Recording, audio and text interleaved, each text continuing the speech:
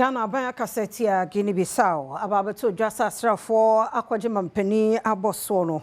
wose kabima minkabia mamu no atoto no ase na kwabasa nso a na bibia man so no egu ye hu fin tichi wo democracy ho ti wonsan ko biem na mamu no enye na dwuma sade tie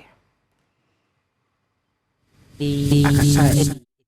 Sanya asrafo agitumi ewo Guinea-Bissau we no man Ghana echremudia enyade se efa emra kwanso a we etietia kabima menkabi amemu ayebu ewo abibrim atoye femu hase ewo enkrate bia wono morebeto monten so na Ministry of Foreign Affairs ede to just say eni Ghana enyade se yembo ejo ne ekoso ewo Guinea-Bissau no mukra sa kuya wono mo ayi enyade babeboa ewo kwanbia so a we enkrata no ede to just say sa kuya wono mo ayi yatia ebabe sei obubo somende toso eduonum yensa bato a wonom koso a bibiara ewiemu asomdwe we ena wasankrata krona mu no omanga na ede to afenu nyina no se wonom hwa na asomdwe pepepeyo ene emrakwan enye dwuma ewo mentimu wase bia eba abato no mu ena fenachi enso we ena Ghana ban so esan efasa wonkrata no so ede ato asrafo yenu se wonom hwa no mfamra kwan so wonsan fatumi enhye ne ayato aba ede amano no na bibitimi abuabo amanfo ho eban oman Ghana esan fa wonkrata kroya so ede adesre eto Guinea-Bissau amanfo nyinanim se wonom ma wona koma ento wonom yem sene beya abantugu a abayi enkonkonam so emma basabasa bia emanim so ewo wonom man no emu